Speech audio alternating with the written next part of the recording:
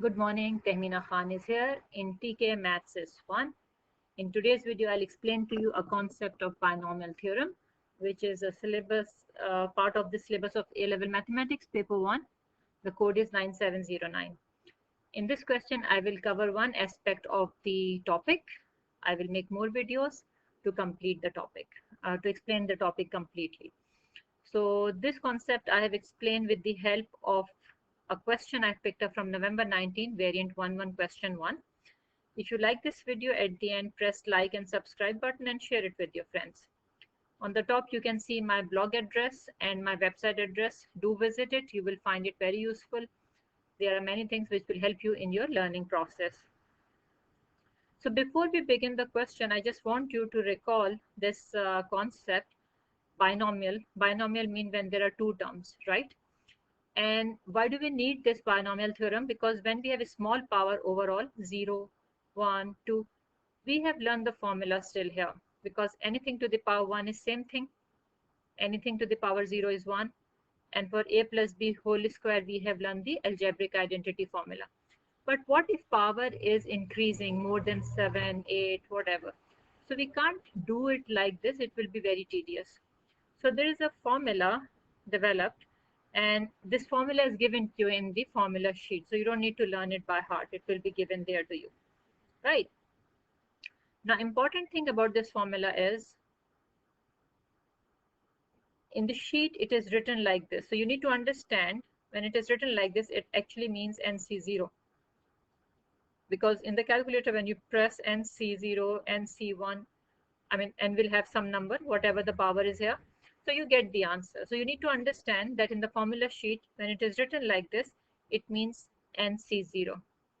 And in general, if I write NCR, it will be n factorial divided by n minus r factorial into r factorial, right?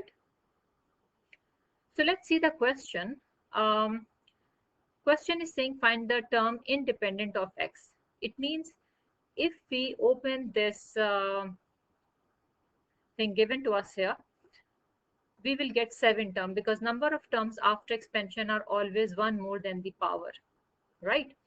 So now, some students who do not know how to do it properly then what do? They expand this whole thing to 7 terms and then pick up the term which has x power 0 and which has no x basically. Independent of x means there is no x in it. But it is very tedious because right now it is only 6. What if it is 15? Will you try all the values? So there is a proper way to do it, right? So let's write down the formula which I have just explained to you. It will be given to you. A power n, nc1 a n minus 1, b power 1. So I will consider this as my a and this as my b. So first term is a, second term is b, just like from here.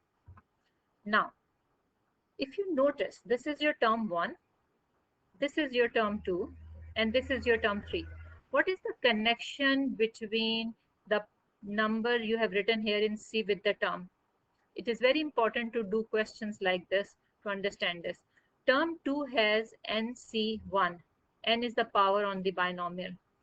Term 3 has NC2. So this number is always 1 less than the term you are talking about, right?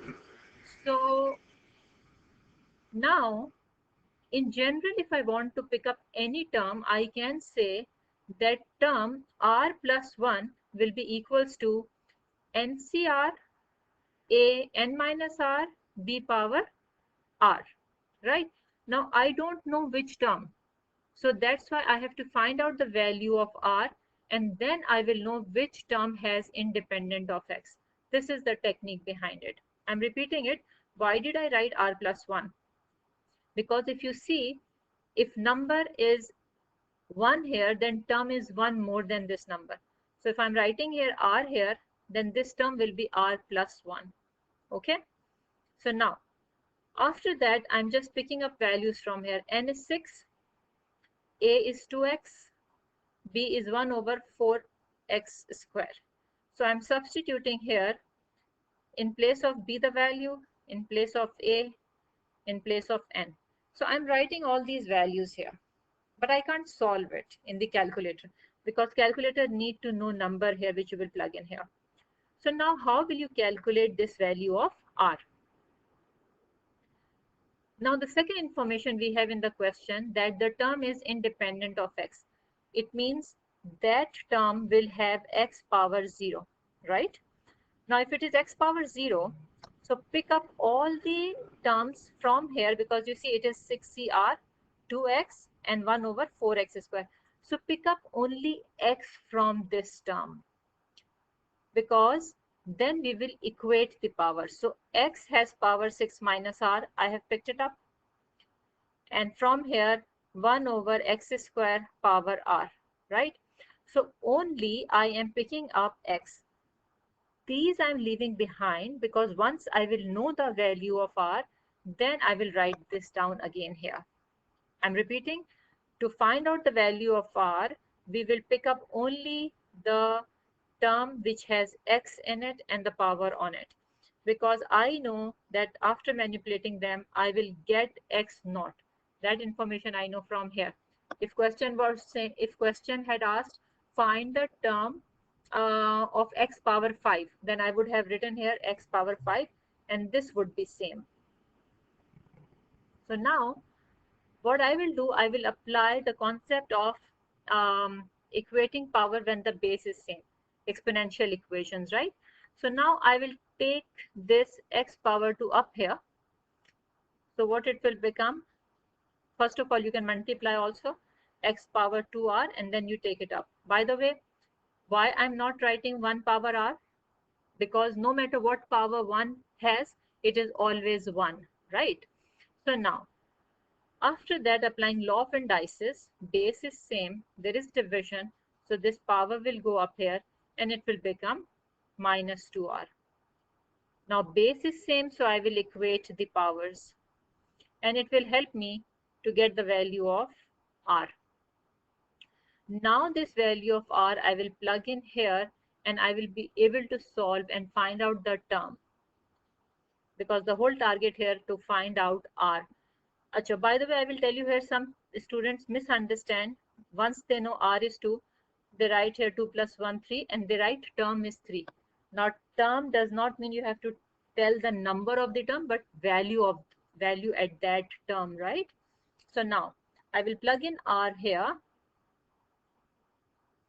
see here, and then I will use calculator to find out 6c2. 6 minus 2 is 4, so 2 power 4, and simple calculation now, right? Again, 4 power 2 is 16. It will be 2 to the 4. Now you see, this is cancelling x power 4 and x power 4. So it is very clear that I got at the end a term which is independent of x, means it has no x. So this is what you had to find out. So thank you very much for watching this video. Do give me your comments. If there is any particular question you want me to explain, you can put the request in the comment box. If you have learned something from it, press like and subscribe button and share it with your friends. Thank you very much for watching this video. Take care. Allah Hafiz.